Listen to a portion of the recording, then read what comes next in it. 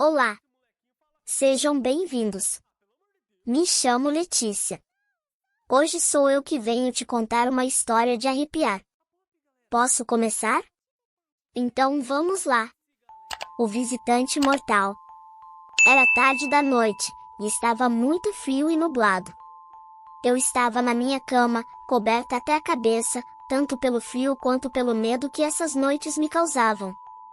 A casa tinha 3 quartos, o dos meus pais, o meu e onde estava a avó doente. Era uma casa de campo, e tínhamos vários animais. 2 cães guardiões e as galinhas se destacavam. Assim que o sol se punha, as galinhas começavam a cacarejar em busca de comida. A noite estava muito fria, mas o medo a tornava ainda mais intensa. O galinheiro ficava atrás da casa, e eu conseguia ouvir as galinhas começando a cacarejar. Não era um cacarejo normal, ou elas pareciam assustadas. Ouvi meu pai sair resmungando por causa do alvoroço das penosas. Poderia ser algum animal tentando comê-las, mas meu pai não encontrou nada, pelo menos foi o que entendi de sua irritada diatribe. Ele voltou para o quarto. Os ruídos das galinhas não cessavam. Pacientemente, ouvi o cão mais jovem rosnar incomodado, enquanto o mais velho uivava e começava a choramingar de medo. O outro cão se juntou a ele, como se entendesse que o que estava lá fora era mais forte do que eles. Passos se aproximaram da porta.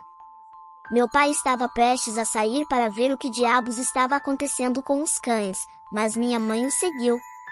Ouvi seus passos e suas vozes ao lado da minha porta.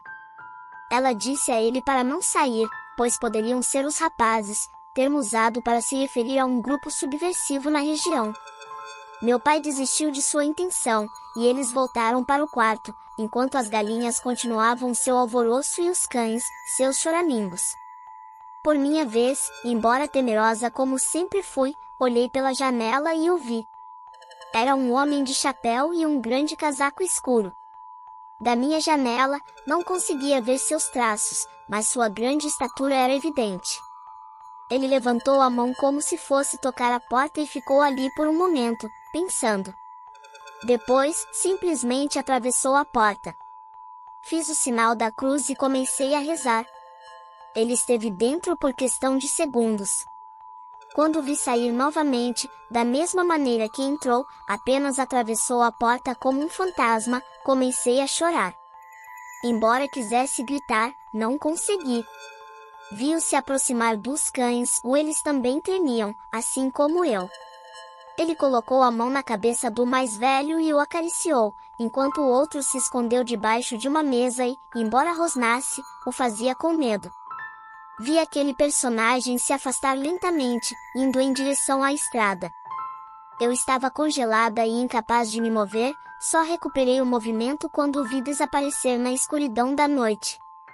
Corri para meus pais, mas eles estavam ocupados olhando a cama da minha avó. Ela acabará de falecer. Naquela noite, ninguém dormiu em casa com a agitação da morte da avó. Quando meu pai foi ver os cães, constatou que o mais velho também havia morrido. Ele disse imediatamente: a avó o levou. Esse cachorro era dela. Ali, confirmei o que havia pensado. Naquela noite, a morte nos visitou. Eu a vi e ela levou minha avó e seu cachorro e espero muito que não volte tão cedo. Fim. Oi. Você ainda está aí? Se você gostou da história, inscreva-se no canal, deixe o like e ative as notificações. Assim você receberá mais histórias como essa. Obrigada! Olá! Achou que acabou? Pode ficar aí porque tem uma outra história para você. Mas primeiro deixe nos comentários o que você achou da história da Letícia. Agora é minha vez de contar uma. Lhes trago a história do Vendigo. Espero que gostem. O banquete de inverno do Vendigo. Nas profundezas das florestas congeladas do norte do Canadá, onde a neve cobria a terra durante a maior parte do ano, e o vento uivava como um lamento incessante, havia uma lenda que gelava o sangue dos nativos Cree. Era a história do Vendigo, uma criatura amaldiçoada que espreitava nos dias mais escuros do inverno. Na pequena comunidade de Pinnesville, um grupo de caçadores partiu em busca de alimento em meio a uma das tempestades de neve mais intensas registradas em anos. Entre eles estava Thomas, um homem mais velho com olhos sábios e mãos calejadas por inúmeros invernos na floresta. A nevasca chicoteava seus rostos enquanto avançavam pelas densas florestas de abetos e lariços. Logo, a visibilidade foi reduzida a quase nada, e os caçadores foram obrigados a se refugiar em uma cabana abandonada que encontraram em seu caminho. Mas o que eles não sabiam era que haviam entrado no território do Vendigo. Dentro da cabana, o frio penetrava até os ossos, e as brasas que Thomas e os outros caçadores acenderam mal forneciam calor suficiente para se aquecerem. O vento uivava através das rachaduras da cabana, como se fosse uma sinistra melodia de advertência.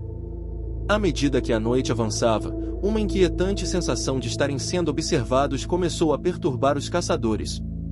Thomas olhou ao redor, seus olhos vasculhando a escuridão. Foi então que ele viu as pegadas na neve que cercava a cabana, pegadas enormes e retorcidas, que não pertenciam a nenhuma criatura conhecida. Os caçadores, temerosos, decidiram deixar a cabana na manhã seguinte, apesar da tempestade que ainda rugia lá fora. Mas, durante a noite, um deles desapareceu misteriosamente. O alarme se apoderou do grupo quando perceberam sua ausência ao amanhecer. Apesar do medo, não podiam deixar para trás seu companheiro. Decidiram seguir as pegadas do desaparecimento.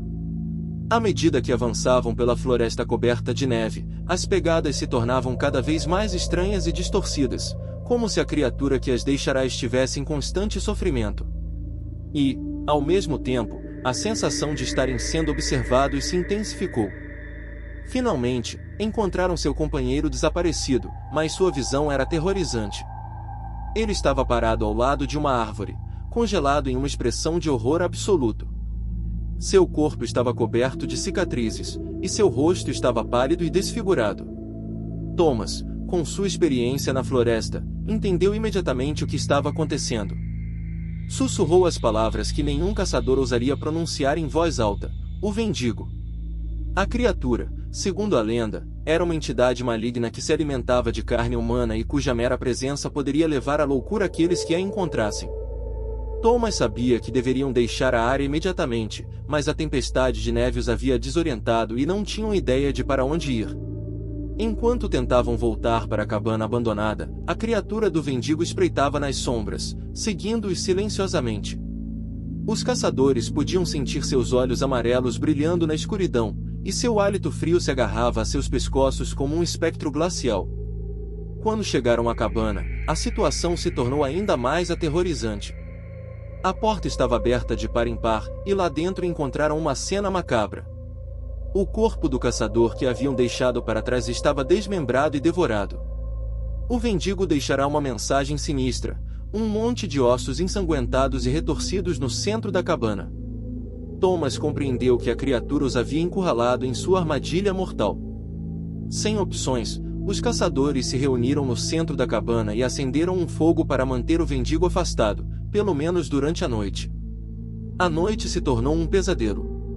O Vendigo arranhava as paredes da cabana, emitia um grito aterrador e seus olhos amarelos brilhavam na escuridão. Thomas e os outros caçadores estavam aterrorizados e exaustos, mas não podiam se dar ao luxo de dormir.